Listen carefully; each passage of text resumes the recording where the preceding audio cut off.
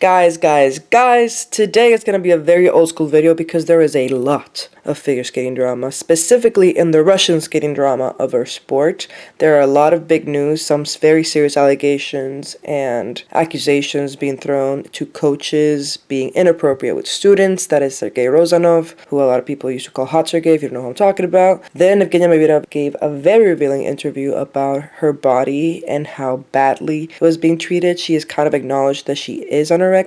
She calls it congenital anorexic thinness, and we're going to go into that because she gave a very revealing interview. And then to top it all off, Sofia Muravieva has officially left the Angels of Plushenko, and as per everything Plushenko does, it was done in a very shady way. However, before we get into all those topics, I want to quickly mention the World Team Trophy. The World Team Trophy is very much a performative competition. Yes, we're scored, but we're also here mostly to entertain. It's a prestigious event to be invited to, but it just kind of lays a bit of the land and tells us where we stand globally with each country. And the surprise here is that the US team won. And I want to pose the question, does this mark the fact that right now the USA has the first bout of leadership within the sport? And how long will that last if the Russians are able to be let back into the sport after the Olympics? I don't know if that's going to be the case. I do know that the Olympics things will not be as easy as they are right now for the US. Not to say that they're easy, but there is not the full competition being presented now in international competitions, which will happen at the Olympics. But the fact that only one Russian is going to be able to come means that the United States has a very, very clear chance of getting medals in both disciplines, ladies and men.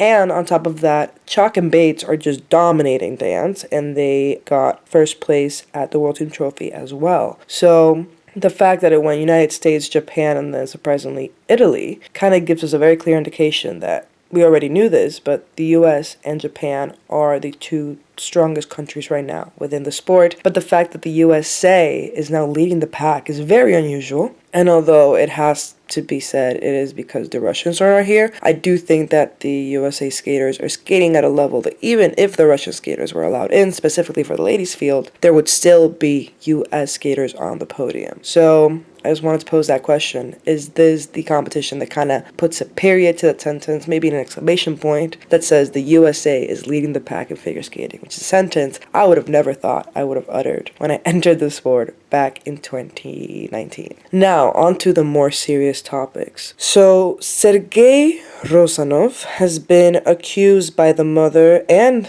the child, Veronika Zhilina, of sexual harassment. And I didn't know his history was so shady. We're going to dig into his history, but let's first see the actual statements that were made by the mother and by the child, Veronika Zhilina, who I believe right now is 16, but at the time of this situation, she was only 11 years old. The way that this story broke out was that the mother of Veronika Zhilina, who was also a coach at the Plushenko Academy. I don't know if you guys remember the history of the Zhilina sisters, but they were initially with the Terry Tutberidze. And then, all of a sudden, both sisters and their mother moved to the Angels of Plushenko. And this was during the mass moving of skaters from Tutberidze to Plushenko. This was when Trusova left, and then a few months later, Kostornaya left. And she cited that the reason she left was because Rozanov, who is who we're going to be talking about today, Sergei Rozanov, had already moved to the Angels of Plushenko, and she said that he was integral to her getting her triple axel down and back. So she moved basically for him, and she was coached specifically by him whenever we saw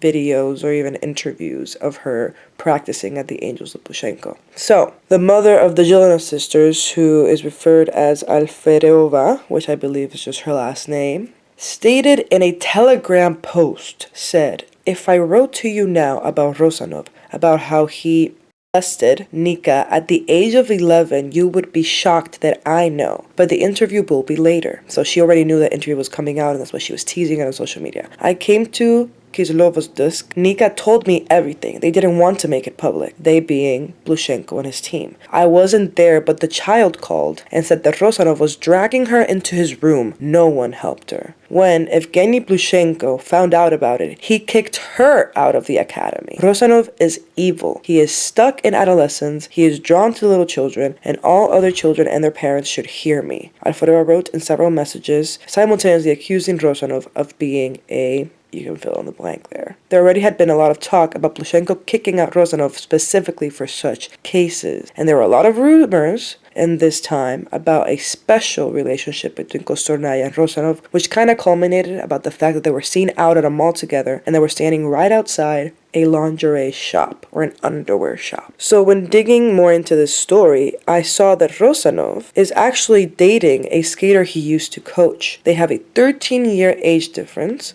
and they started dating when she was 21 and he was in his 30s. Right now he's 35 and she's 23. But she used to be his student. It is Polina Shubaderova, and they are very public on social media. They're constantly going on vacations and kissing for all the world to see. And just note that he met her as his student. So now let's read the words from Veronika Zilina herself, because a few days later, Veronika Zilina herself stated on a Telegram channel confirming that Rozanov did indeed harass her when she was only 11 years old. She said, "During a training camp in Kislovodsk, Sergei Rozanov came to my room, suggested and persistently tried to convince me to let him give me a massage. I refused at the time. I was staying alone in the room, and the same thing happened at the gym, also in Kislovodsk, after the warm-up session, where he insisted again after all the athletes and the coaches had already left the room that he wanted to give her a massage. He came afterwards with a can of beer and was coaching me in the room," said the now 16-year-old Zilina to Match TV. Rozanov did not respond to Match TV's request to comment on the situation, but it is important to note that Evgeny Plushenko only hired him from 2020 to 2021 after he mysteriously was let go, and there were already rumors that it was due to such cases. So who exactly is Sergei Rozanov? Sergei Rozanov, you might have not noticed, but he has been there since the beginning. Like, he is included in that crazy documentary made by Russian TV about the relationship between Evgenia Medvedeva and Alina Sagitova, which is right before the 2018 Olympics. You can see him in the boards while Evgenia is having like a full-on mental, emotional breakdown. After he left the group to go to the Plushenko, the Angels of Plushenko, I remember that a Terry berated him in the media, stating, "I in fact did not even want to take Rozanov as a coach because he's a snob. He surely will not achieve results, but it's impossible. We basically adopted the guy, taught him for a long time how to cut music, work on a computer, and how to install programs, how to coach.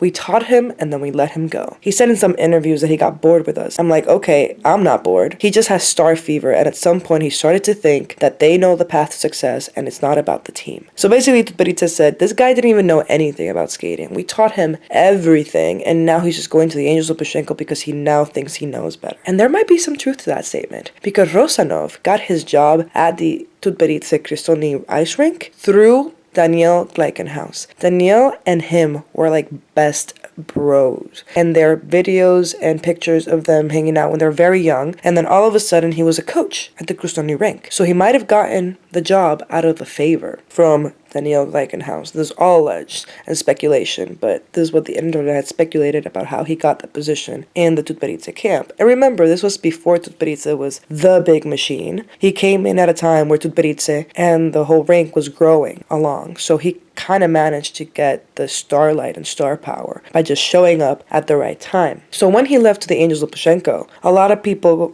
credit him as a good coach because Alyona Kostornaya kept citing him as the sole reason why he was moving to the Angels of Plushenko, which now is very, very shady and dangerous, because now that we know that he has a tendency to date younger girls who he used his coach, and he's in a confirmed relationship with a previous student, and Veronika Zilina is saying that he used to sexually harass her, and there were so many rumors about him and Kostornaya. Now comments like these are very concerning and kind of fuel fire to those rumors that were surrounding them the entire time. Alina Kostornaya says, "I left Tutberidze for Sergei Rozanov because he worked with me a lot during my junior seasons." So when she was a junior, that's when he worked with her the most. He corrected me on the wrong edge of the Lutz and helped me a lot with my triple axel. She completely credited him for returning her triple axel or being the one who made her land the triple axel so consistency. He taught me it in just one training session with the rod, which is like the harness that they train on after the first Junior World Championship. And even when I was punished and being left alone with the children's ice after my training, remember that Terry used to punish Kostornaya in this way when she was being a little too combative. She would make Kostornaya go and skate with the children. Rozanov always monitored how I was doing, even after she was left in the children's ice. Which now I'm concerned. Why are you following this girl? And then surrounding yourself with even more children. She says, we've always communicated a lot, which I don't like because it means they were texting a lot. And he never lets me leave the ice without finishing something. Jesus Christ. So yeah, this makes me very concerned about what Kostornaya experienced, of him being inappropriate with students. One, his actual freaking girlfriend, who he met as a child and a student, and then later dated and publicly announced when she was 21, now 23. And then Aliona Kostornaya, heavily emphasizing how much he wouldn't let her out of her sight and would follow her even to the other rink with the other children. And now Veronika Zilina, stating with her own words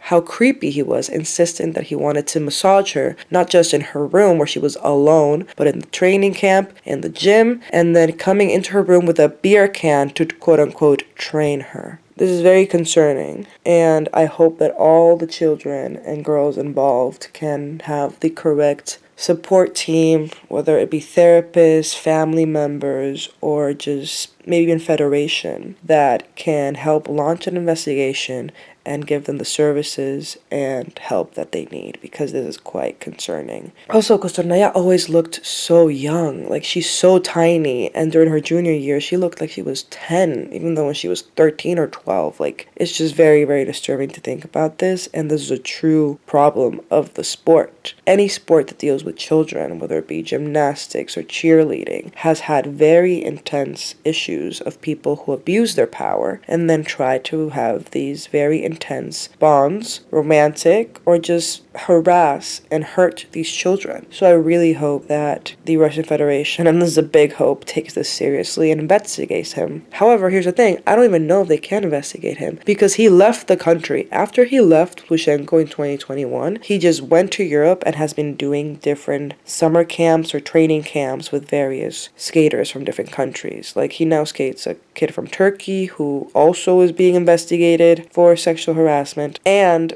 he coaches other smaller countries. So I hope at the very least the coaches and skaters who are working with him now in whatever part of Europe that he is keep an eye out and launch a true investigation. Moving on to the next story regarding Russia, we have the shocking news that Sofia Muravieva, who is the most successful senior athlete within the Plushenko Academy, the Angels of Plushenko, is officially leaving. But now people are questioning, did she leave or was she asked to leave? Because the way that they announced it was very cryptic and kind of accusatory. So this is what happened. Approximately at 7 p.m. on Monday on social networks, the Angels of Plushenko posted a statement which says, "The Angels of Plushenko Academy informs everyone that from April 10th, 2025, Sofia Muravieva no longer represents our club. Under the guidance of the Angels of Plushenko coaching staff from 2020 to 2025, Sofia became a silver medalist of the Russian Championship, winner of the Russian Jumping Championship in Evgeny Plushenko's team, and a two-time medalist in the individual jumping tournament. She is also the winner and medalist of the International Junior Grand Prix Series and the Russian Grand Prix Series. P.S. This is very important. The contract with Sofia is terminated before its expiration at the initiative of the head coach, Evgeny Plushenko, without any penalties from the athletes in favor of the academy." And then attached to the statement was a handwritten note from the figure skater herself, in which she asked to be expelled, quote-unquote,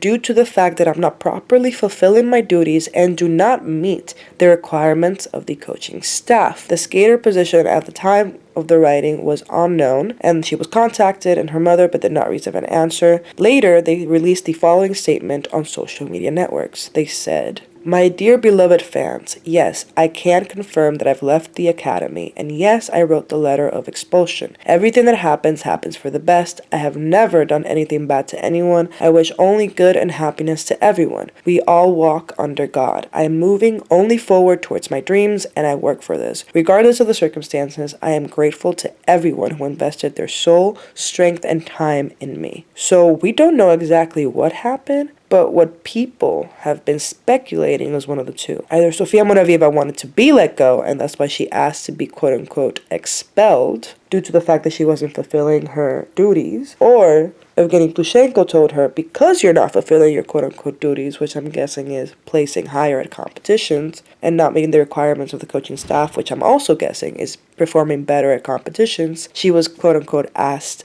to leave. But in order to avoid any sort of legal or media backlash, they forced her to write this letter where she was the one asking to be expelled from the academy. So we don't know which one of the two, whether she wanted to leave and asked Evgeny Plushenko to expel her, or if Evgeny Plushenko told her that she needed to do this letter because she was not meeting any requirements from the coaching staff. So either way, it's a very sketchy way to leave an academy, by being quote-unquote expelled and requesting for that to be the way in which you're left, because they did say that the contract was terminated and there were no penalties left from that. But still, it was very, very weird. And given the fact that she is his most successful senior skater, people think that something must have happened for her to be let go so abruptly. Also, there are people speculating that she's giving up on skating because she did not mention any future plans of skating, rather future plans of following her quote-unquote dreams. So I hope Sofia Muravieva the best in whatever endeavor she chooses to go, whether she continues skating or not. I'm honestly a little bit happy that she's leaving Plushenko, because this was a lot of pressure on her. Like, every behind-the-scenes video we saw of this girl was her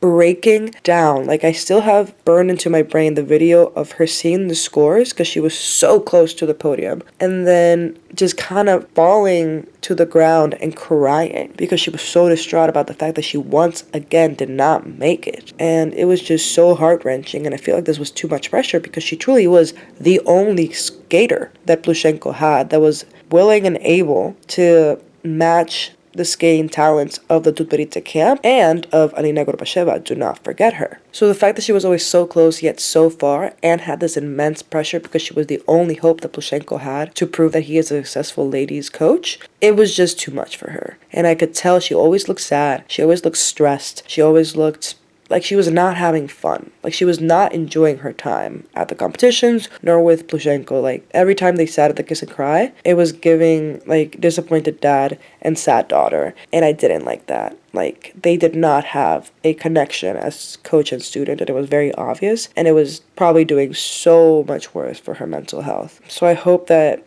whatever future career or career switch she attempts, it's successful and it brings her more happiness, and hopefully she heals from this tremendous stress that she had to carry for 5 years. Update to the Sofia Muravieva story. She is definitely not leaving figure skating because she has just announced that she has joined the camp of Professor Mishin. She went from Plushenko to Mishin, which is quite ironic because if you don't know, Plushenko's coach throughout the majority of his skating career was Professor Mishin. So now she's gone from Plushenko to his teacher, which is Professor Mishin. And it's a very interesting combination because Professor Mishin has always been kind of highly regarded as a true coach. Like, he is a professional, has been in the industry for years, unlike Plushenko, who has yet to prove his worth as a coach. Great athlete in his time, but has yet to prove the fact that he has what it takes to be a good coach, because he has yet to have a really successful student in the men's, the ladies, in any field, honestly. And the fact that he just lost his most successful senior student to his old coach does not look good for him. So Sofia Muravieva is moving onwards with her career and is going to the true coach of Plushenko, which is Professor Mishin.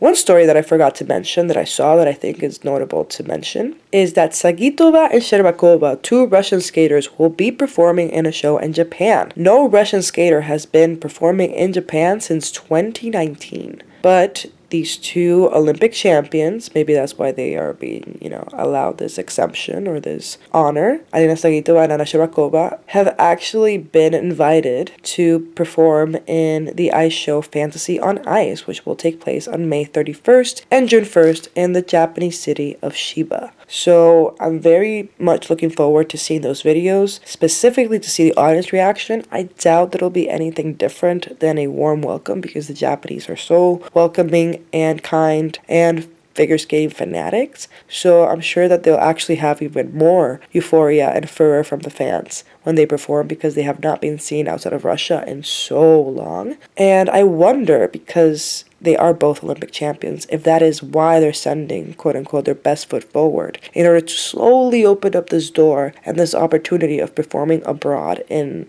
just performance galas, like completely private and entertainment-based events. And if that's going to be the beginning of the Russians starting to skate internationally. Because since 2019, no Russian skater has skated in an international competition, nor in like a performance gala. Specifically in Japan, which is the land of the most elaborate and most consistent ice skating shows. So the fact that they're setting their back-to-back Olympic champions is very interesting to me, and I can't wait to see how they deal with it, how they present themselves, if they make any statements while they're there regarding the state of the Russian skating field, and if the audience and the internet receives this idea kindly, because if they do, then that's going to be the beginning of a lot more Russian skating abroad. Maybe even in the US, if the skating shows here are willing to pay that much money to bring them here. So, the last Russian story I wanted to cover is one that I think is very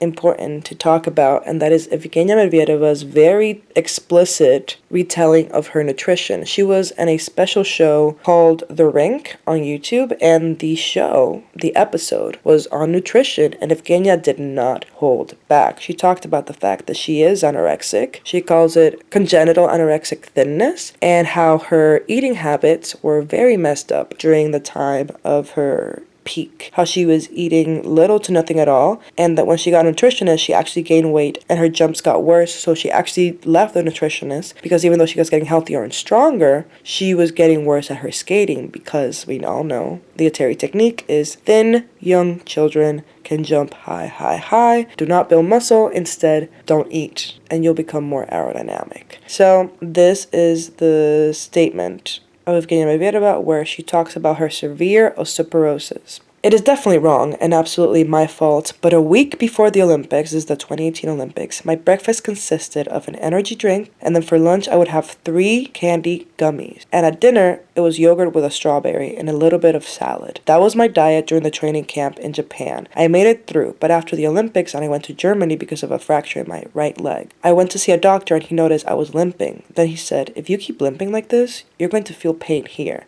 And he poked my back. I screamed and he sent me for an x-ray. It showed that I had 3 fractures in my lower spine and a serious stage of osteoporosis. Osteoporosis is when you bump into a corner while walking and you end up with a fracture. That's why the bone in my leg essentially crumbled. I was treated for osteoporosis with a strong injection and a hefty dose of vitamin D, so my body could absorb the medication. Since then, everything has been fine. What caused the osteoporosis? It was due to malnutrition and intense physical exertion. Let's not forget that heavy physical activity depletes vitamins and minerals stored in your muscles. When there's none left in the muscle, the body starts taking them away from your bones. So I ate way too little and worked way too hard, and experienced a lot of stress on top of that. Additionally, I might have a genetic predisposition. I was born with a weak constitution, essentially. The osteoporosis was severe, I was told. These are the kinds of bones that elderly women have at 85 years old. We usually give them medication to elderly women, but we'll give it to you because you need to live your life somehow. And that's how it was. Now everything is okay and I'm a healthy lady, said Evgenia Medvedeva on the show.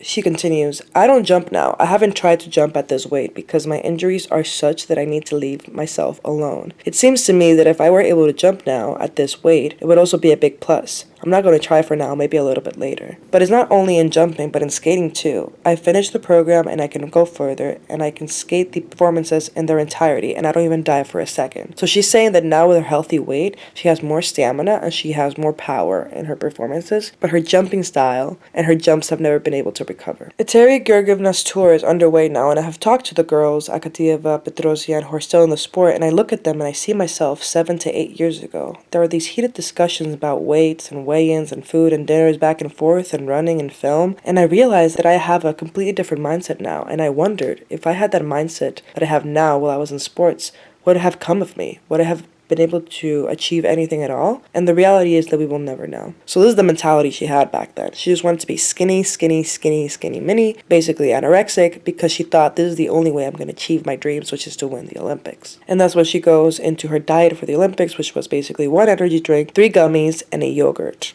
And of course, that ended up getting her to the osteoporosis point where she had bones that were the level of an 85-year-old woman because she had no muscle and her body was trying to get minerals and vitamins from her bones. And that has left her inevitably with back pain, strains, and all these other types of ailments, which means that she can no longer jump the way that she used to. So it's a cyclical, toxic cycle, and there's all these issues within the sport of figure skating, not just in Russia, but everywhere, about the inappropriate relationships between coaches and children, the inappropriate relationship where nobody kind of says anything because that's just the lay of the land. Like, you are interacting with people who are way older than you, but you're in the same ranking, so it seems like it's all right to talk about. Then there is the side of the EDs, where people are having a lot of body dysmorphia and not treating their body right. And that's why I think it's important when you see skaters like Amber Glenn or Kaori Sakamoto who are older, and you can tell that they have a strict regimen, but a healthy one, because they have these muscles, they have this strength when they skate. And there is a clear difference when you see those types of skaters, or like even like a Wakaba who's a power skater, versus these younger and thinner skaters who all they're working with